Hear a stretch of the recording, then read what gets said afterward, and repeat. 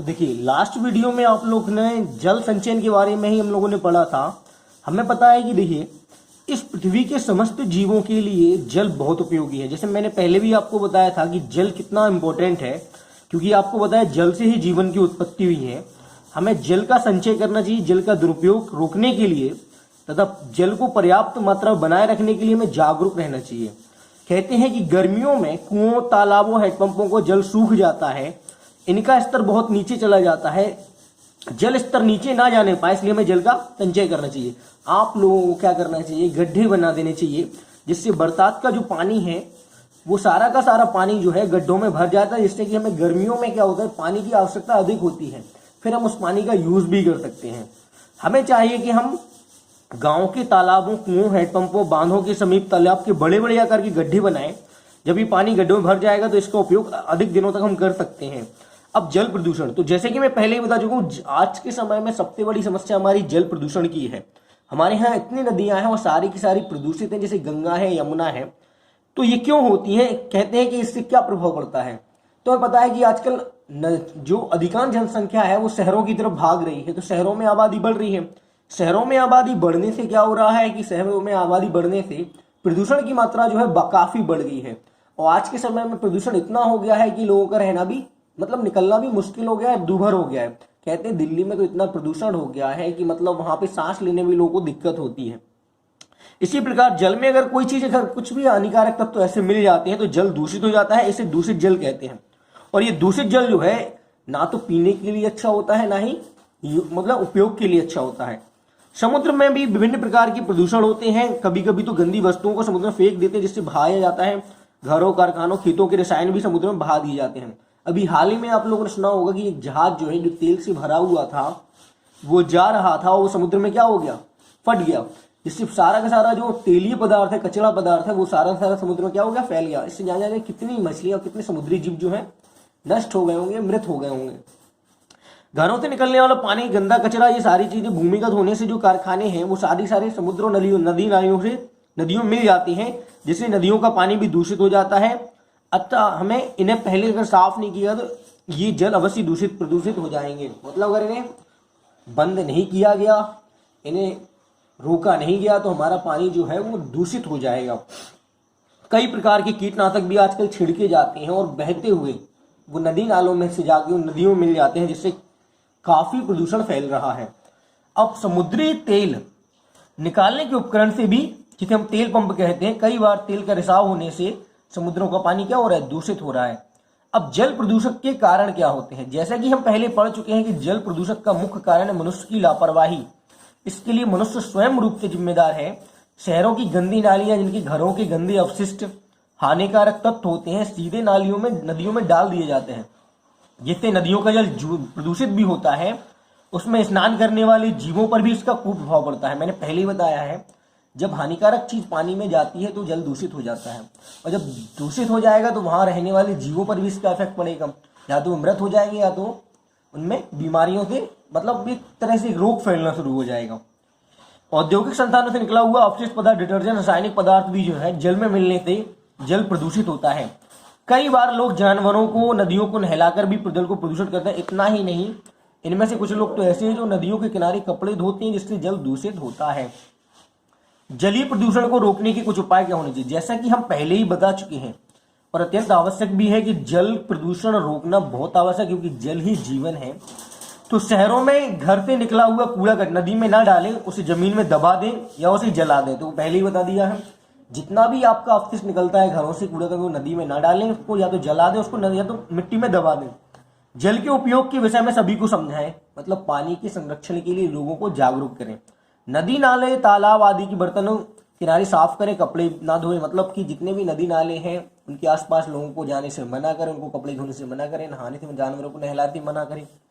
नदी के, तालाब के निकट अपशिष्ट ना डालें। मतलब कई लोग आपने देखा सुबह सुबह मॉर्निंग में ही लोटा लेके पहुंच जाते हैं, तो उनको मना करें।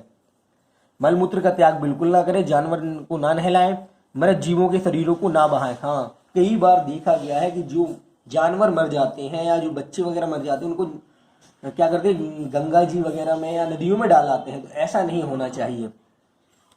पूजा पाठ से प्रयुक्त होने वाली सामग्री, प्लास्टिक की थैली नदी में ना डालें। हाँ, हमारे घरों में जो पूजा होती है तो हम लोग क्या करते हैं, उसके लिए धूप हवन सामग्री जो है, जो बचती है, उसको हम लोग क्या करते हैं, नदी में फेंकाते हैं। उससे भी आपको पता है कितना हानिकारक मतलब प्रदूषण फैल सकता है।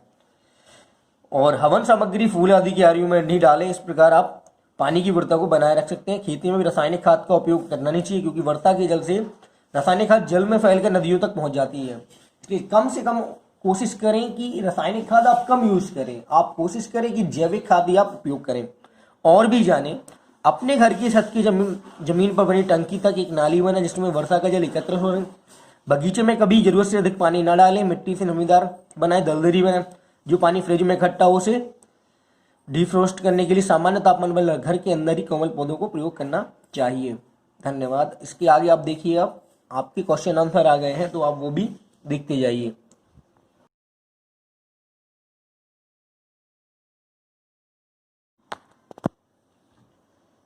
देखिए, तो अभी हम लोग एक्सरसाइज कंप्लीट कर चुके हैं। अब हम लोग उसके क्वेश्चन आंसर देखेंगे। पहला है, समस्त प्राणियों, जीव जंतुओं तथा प्राणी पेड़ पौधों का अस्तित्व खालिस्तान पर निर्भर करता है। तो आप जल भर लीजिए, उसमें जल पर निर्भर करता है। जल जीवों के भोजन व्यर्थ पदार्थों के खालिस्तान में मदद करता है। तो उसमें पाचन भर लीजिए, पाचन में मदद करता है। खालिस्तान पदार्थ के मिलने से जल दूषित हो जाता है। तो तीसरे में आप हानिकारक भर लीजिए, हानिकारक पदार्थ मिलने से जल दूषित हो जाता है। अगला है, मृत जीवों के शवों को खालिस्तान में प्रवाहित नहीं करना चाहिए। तो आपको पता है कि इसमें नदियों में प्रवाहित नहीं करना चाहिए। तो इस तरह से आपके खालिस्तान हो गए। अगला है, सही जोड़े मिलाइए। तो खेती यानी कृषि को आप मिला दीजिए अनाज उत्पादन से, उत्पादन अनाज से, ठीक है। कृषि को आप कैसे मिला देंगे, अनाज उत्पादन से। दैनिक कार्य हम लोग क्या करते हैं, ब्रश और दातुन करते हैं। क्या करते हैं, ब्रश और दातुन। उद्योग से क्या होता है, कच्ची धातु चाहिए उद्योग बनाने के लिए। मतलब अगर आपको कोई भी उद्योग लगाना है तो आपको कच्ची धातु चाहिए पड़ेगी। विद्युत उत्पादन के लिए हमें क्या करना पड़ता है, जल की आवश्यकता होती है, क्योंकि जल से बिजली बनाई जा सकती है, जल से बिजली बनाई जा सकती है। अपशिष्ट पदार्थ क्या होते हैं, तो आपको पता है मल मूत्र हमारे अपशिष्ट पदार्थ होते हैं। अगला है सही गलत। तो हम जल के बिना भी जीवित रह सकते हैं, तो ये क्या होगा, गलत होगा, क्योंकि बिना जल के कोई जीवित नहीं रह सकता। हमें नदी के जल में स्नान नहीं करना चाहिए, तो ये बिल्कुल सही है कि हमें पानी में नहीं नहाना चाहिए, मतलब नदियों में नहीं नहाना चाहिए।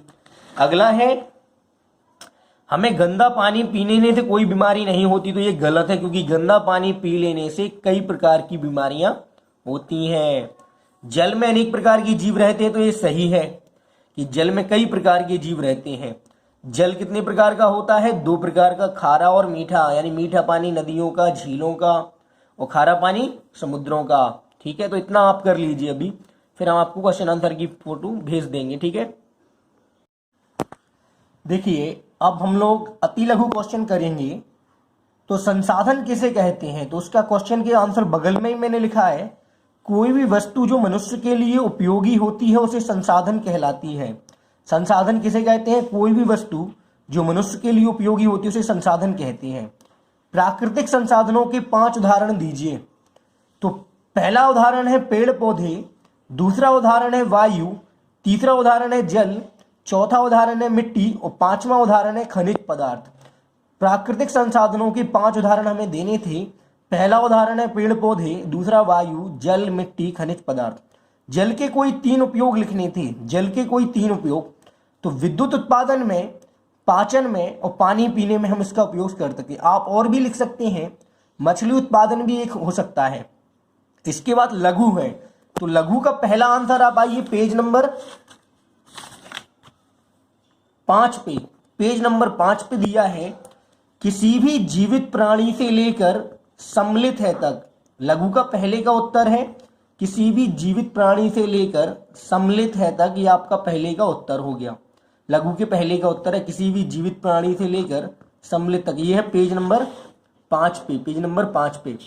अगला आंसर सेकंड का है आपका, देखिएगा सेकंड का आंसर है पेज नंबर 8 पे। सेकंड का उत्तर है पेज नंबर 8 पे, लघु का दूसरा। गांव के से लेकर, गांव के तालाब से लेकर जाता रहेगा तक, गांव के तालाब से लेकर जाता रहेगा तक, ये जल संचयन का आपका उत्तर होना चाहिए लघु का। और लघु के तीसरे प्रश्न का उत्तर है सबसे ऊपर, ये है पेज नंबर है 6, पेज नंबर है 6। लघु के तीसरे प्रश्न का उत्तर प्राणी विज्ञान ने सिद्ध कर दिया है से लेकर मछली पालन तक।